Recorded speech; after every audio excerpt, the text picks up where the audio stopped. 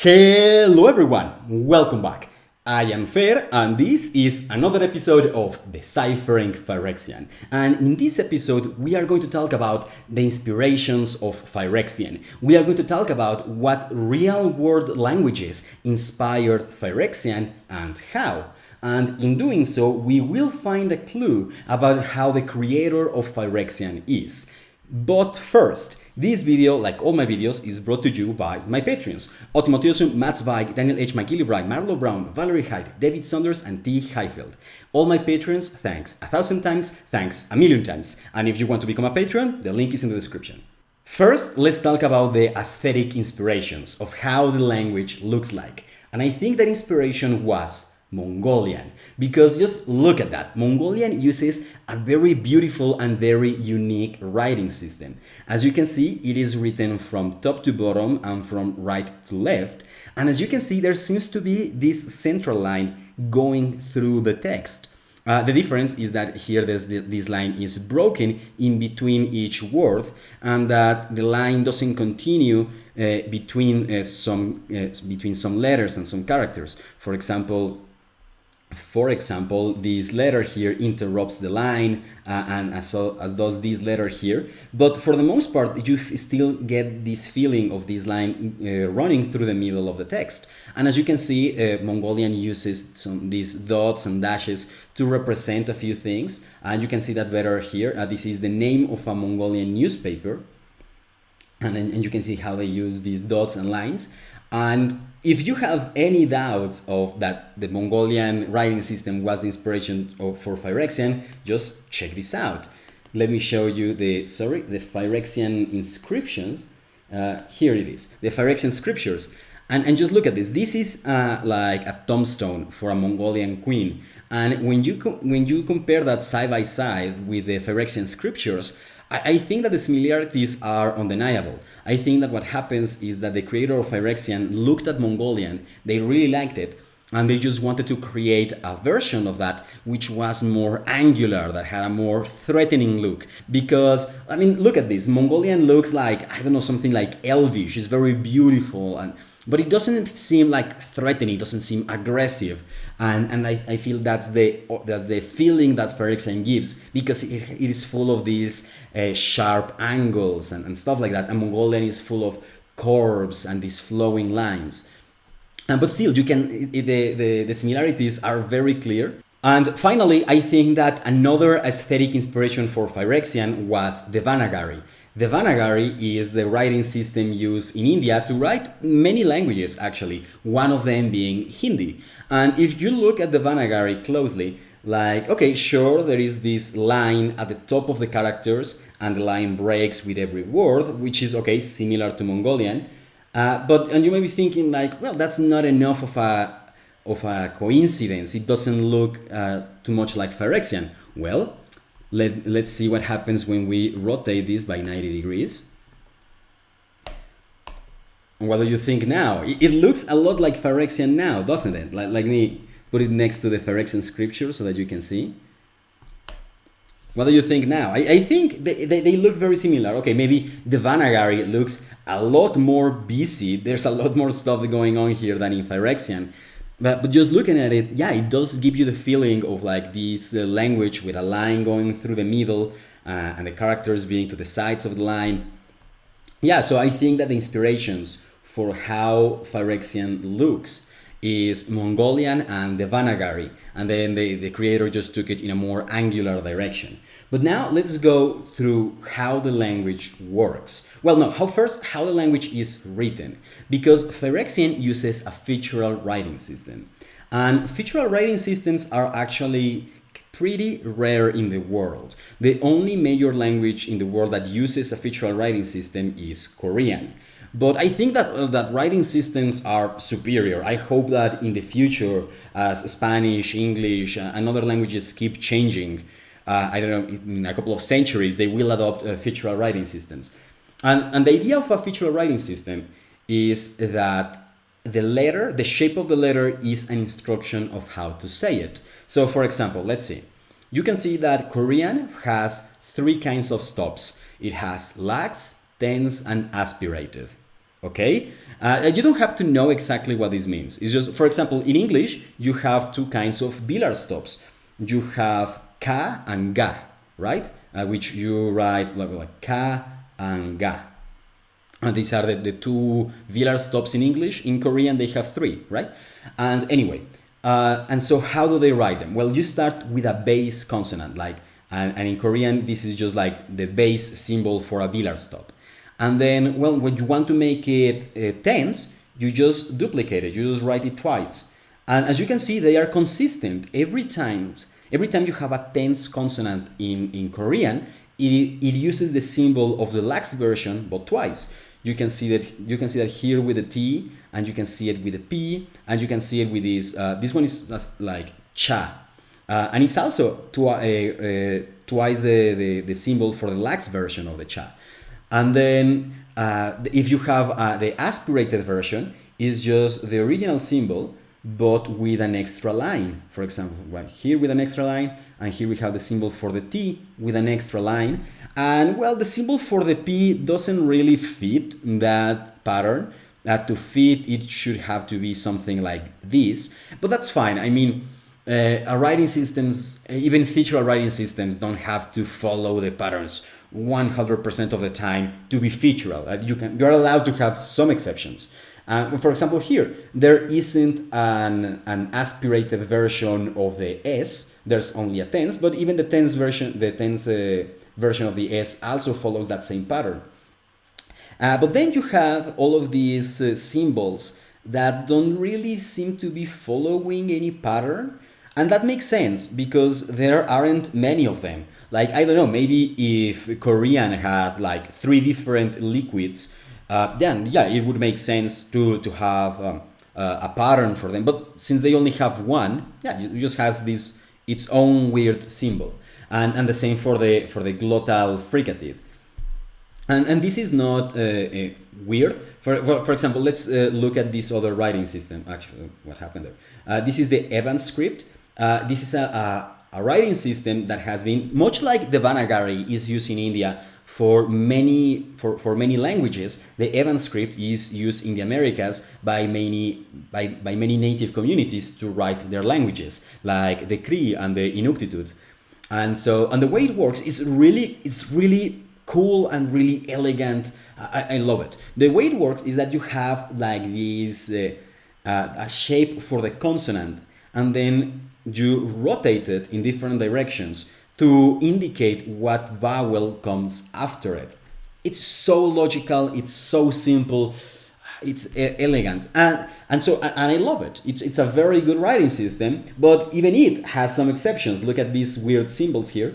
These are symbols that don't merit. These are sounds that appear so rarely that they don't need to have their own symbol, but they are used sometimes, so they have their own special symbols.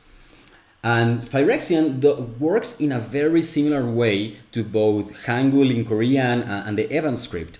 For example, Phyrexian has a ton of stops and a ton of fricatives, and so it has some very logical and consistent patterns of how to write them, to the point that you can just look at a consonant. So for example, this one. This slash tells me that it is a fricative.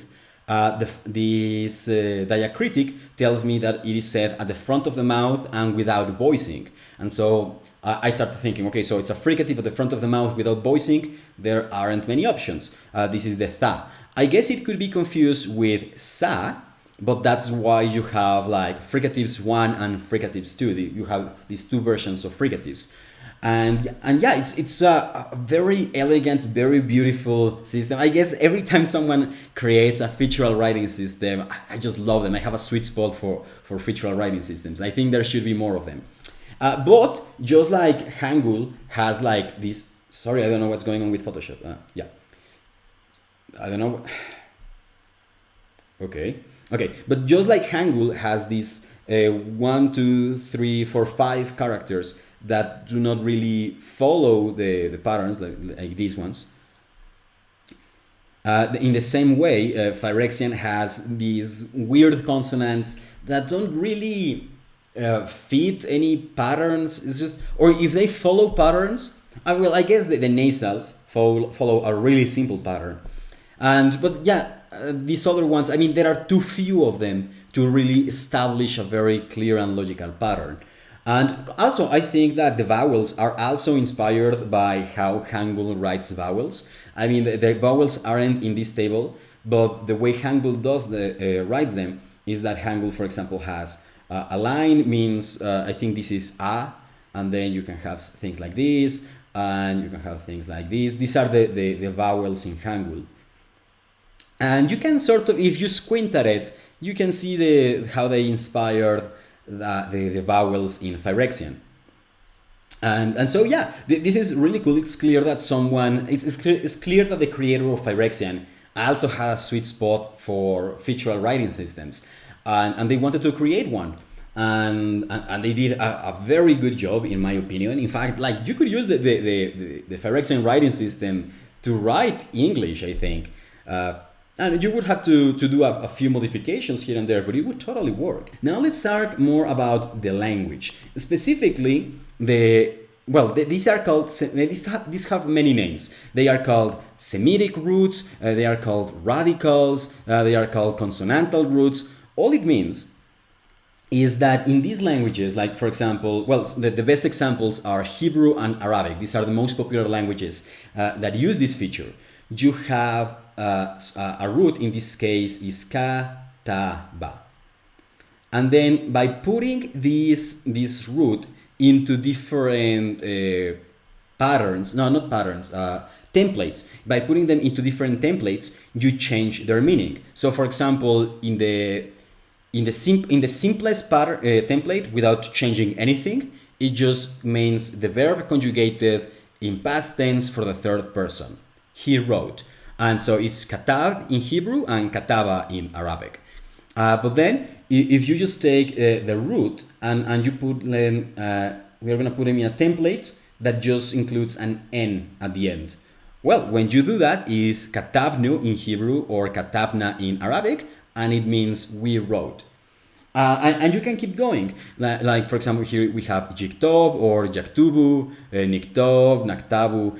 And so all of these are different templates in which you can put the root, and all of them change the meaning in some specific way. And the reason why Hebrew and Arabic are so similar in this is because both come from Proto-Semitic, from a very ancient language, and so they inherited most of these roots and how they work.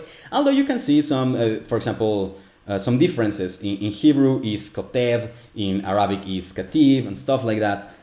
But still, so I think this is a very cool system, and it is relatively uncommon. Not many languages in the world use this. I mean, the ones that use it are pretty much like in the Middle East or around the Middle East. And the fact that Phyrexian uses consonantal roots was pretty much confirmed by Mary Catherine in her first interview with Gavin Verhey, when she was talking about the Phyrexian words, and she referred to them as radicals.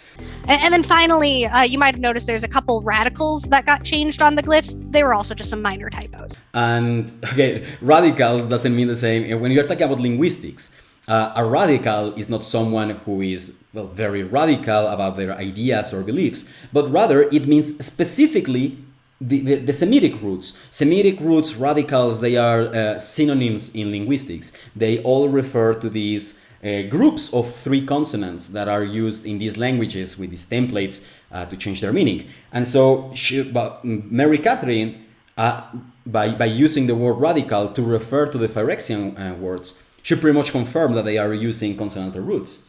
None of the examples in this table put stuff in between the consonants, but that's possible. For example, kutayib, which means little book in Hebrew, it puts another consonant in between the root. So it's not as simple as just using, because if you look at this table, you might think it's just like prefixes and affixes, but it's not. It's templates.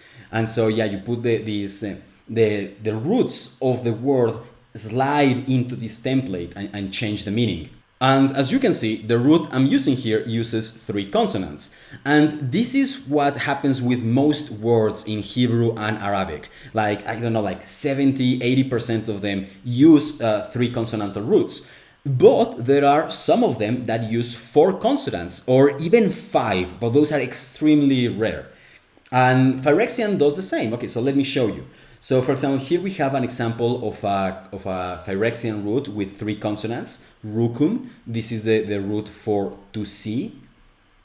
And this is like the easiest example. You just change this vowel in here and you change the meaning of the word. Like I see, he sees, he saw. Rukain, which would be this one using this vowel here, means of the sight. Like regarding sight or something like that.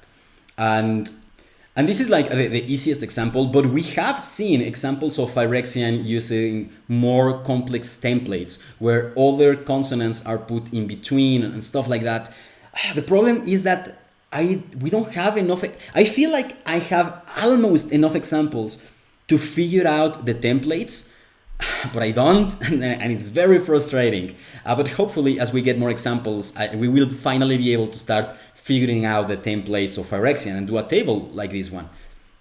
But what I also wanted to show you is this. This is Shah'ath. This is the root for greatness in Phyrexian. And the weird thing is that it has 4 consonants. And the weird thing is that Phyrexian is full of words that use 4 consonants in the root, which, remember, does happen in Hebrew and Arabic, but is very rare. And so I think this is a strategy that the creator of Phyrexian used a lot. Take something real and exaggerate it. By exaggerating it, you are making it weird and unfamiliar. But since you started from something real, something that real languages do have, it never stops being realistic. You get what I mean? It is realistic, but it is exaggerated to a degree that human languages would probably never go. And I don't know, I find that really cool. It's a really clever strategy to create a language that feels real, that feels human, but also feels weird and inhuman at the same time. It's beautiful design. But finally, we need to talk about long words, because you might remember that this is a town in Wales that became popular. It became a meme a few years ago because a presenter in the news was able to say the name of this town in his first try. Okay, so let me try. It is Llanvire Polgwingil Gogeryu Querdrov Ulanduzilo Gogogoch, or something like that. Sorry if you speak Welsh, I did my best. So this is an extremely long word. And you know what other word is also extremely long? Well, this one is in Welsh, but this one is in Hawaiian. This fish is the Humuhumunukunuku Kapua'a. No, sorry, Humuhumunukunuku Apua'a. I messed up one word in the first try. So yeah, also a very long name for a fish, but none of them have anything on this word in Sanskrit. Here is the version in Sanskrit, and here is how you would pronounce it in the syllables roughly. I'm not even gonna try. And this actually comes from a very famous book, and in here the writer, she just meshed a lot of adjectives for something good. So this means something like the great, amazing, blessed, super, awesome, incredible, fantastic, goes on and on and on, and at the end it just says place. So yeah, it's just a very good place. And obviously, and as you can see, like this is from Wales, spoken in England. This is Sanskrit, spoken in India. This comes from Hawaiian, spoken, well, in the Hawaiian archipelago, in the Pacific Ocean. And this is a feature known as agglutination.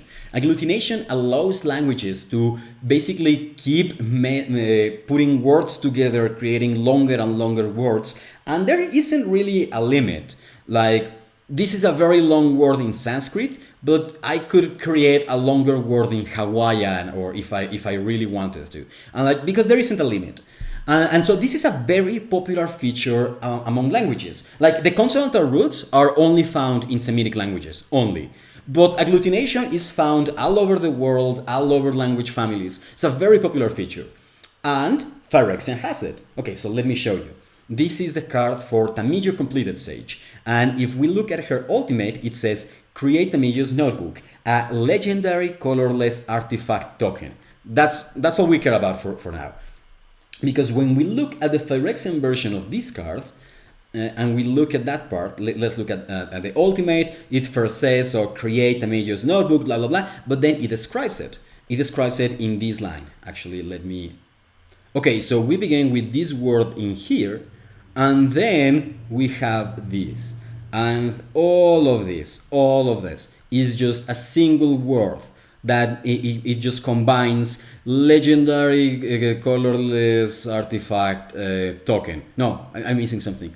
Legendary colorless artifact token. No, I think that's it. So my point is that, okay, so Phyrexian uses agglutination, but so do plenty of other languages, right? So which one of them could have been the inspiration for agglutination in Phyrexian?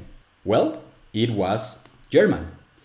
German is also known by its extremely long words, but why am I so sure that was German the inspiration and not any other agglutinative language? Well, that's because of this thing that I call the German connection. Okay, so let me explain what's going on.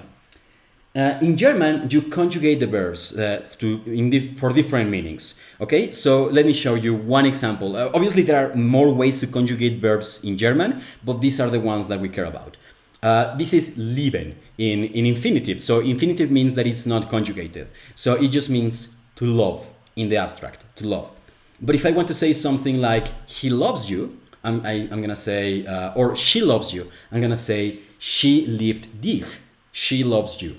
Okay, so I conjugate the verb so that it is conjugated for the third person. She liebt dich. And in fact, there's a song by the Beatles, like in German, is the German version of She Loves You. And it goes, she liebt dich, yeah, yeah, yeah. For real, you can look it up if you don't believe me. So anyway, and if I want to say like you are loved, I need the past participle, right? And in German, that would be just take this version of the verb conjugated for the third person, and you just put ge before it. And so if I want to say you are loved, it would be du bist geliebt. You are loved. Du bist geliebt. Okay? So that's how it works in German. Now let's see something similar in Phyrexian. Okay, so this is the radical, the consonantal root for the verb to get. Like as in target creature gets -2 until end of turn, something like that. And if I want to conjugate it in third person present, it is gitapek. Okay? And then if I want to put it in past participle as in gotten, it is tapek. Like, you guys see what's going on, right? I'm not the only one. Look, it's symmetric. It's perfectly symmetric.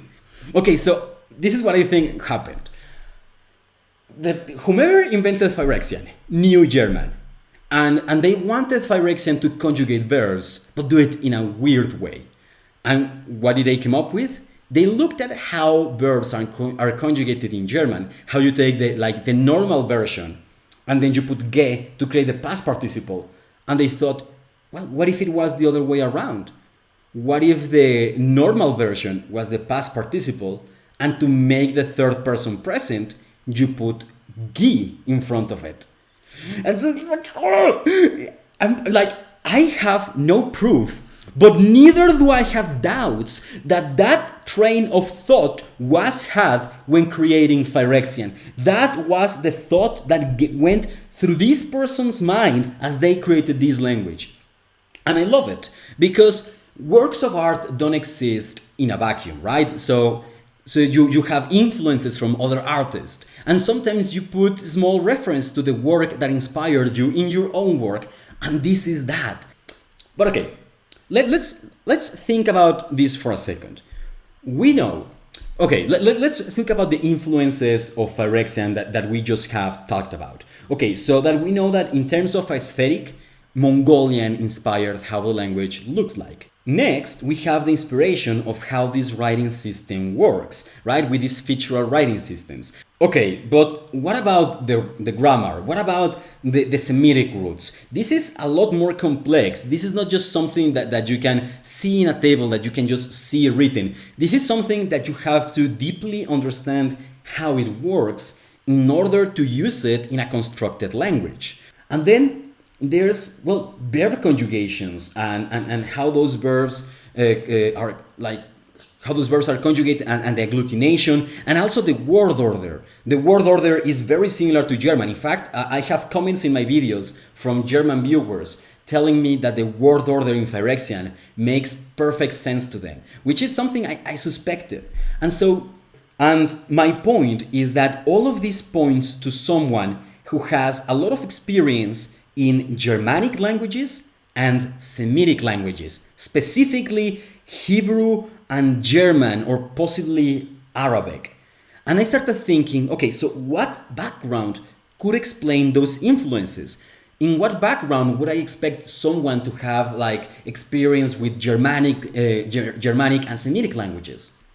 And then I knew Jewish people from Europe.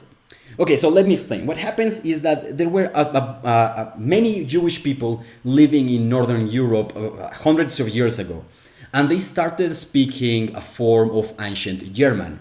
But then they combined this ancient German with words from Hebrew and Aramaic, and over the centuries it diverged until it became its own language known as Yiddish. And Yiddish was spoken by Jewish people all the way from Russia to France. Now, sadly, during the world wars, many of these people had to run away, and so many of them ended up in the United States. And these people had a deep sense of their heritage, of their culture. And so it is very common in the United States for Jewish kids to go to, well, the equivalent of Sunday school for Christians. Like you go to these religious classes where they learn the basics of Hebrew, and it's not so, and it wouldn't be surprising if one of these kids also was exposed to German or Yiddish because that was the native language of their parents or their grandparents. And then one of those people ended up working for Wizards of the Coast in the early 2000s, and that person created Phyrexian. That explains everything. And so Phyrexian ends up being a love letter from this person to their heritage, to Hebrew, to Germanic languages, and also a love letter to other languages that this person found beautiful, like Mongolian, Korean, and many others. And it's beautiful because every work of art is, in a way, a love letter to all the art that inspired you before it. But in this case, those works of art are languages. And I find that extremely beautiful. Now, of course, Wizards of the Coast has never revealed who created Phyrexian. And that person has never come out publicly and say like, hey, yeah, I created that language. Which makes me think that this person is under an NDA, a non-disclosure agreement. So they legally cannot say they created Phyrexian. And for that reason, I'm not going to look for that person. Because if I looked for them and I found them, I would be putting them into a lot of, in a big problem, because they legally cannot say anything to me. And so yeah, don't do that. Don't look for the creator of Phyrexian. Let's just appreciate their work of art. And that person we will know who this person is on time. For now, let's just be patient and enjoy. And we can decipher Phyrexian anyway. We don't need to find out who created it in order to enjoy this work of art and in order to decipher it. And so yeah, those are the influences of Phyrexian. They make me suspect that this person has a Jewish background, that his parents or grandparents came from probably Central Europe, maybe Poland, something like something doesn't, in my gut, I know it's Poland. I have no proof, but neither do I have doubts that his family came from Poland. But anyway. And so yeah, thanks a lot for watching. And oh, by the way, I always forget to do this. Here are some other videos of me you can watch. And so yeah, thanks for watching and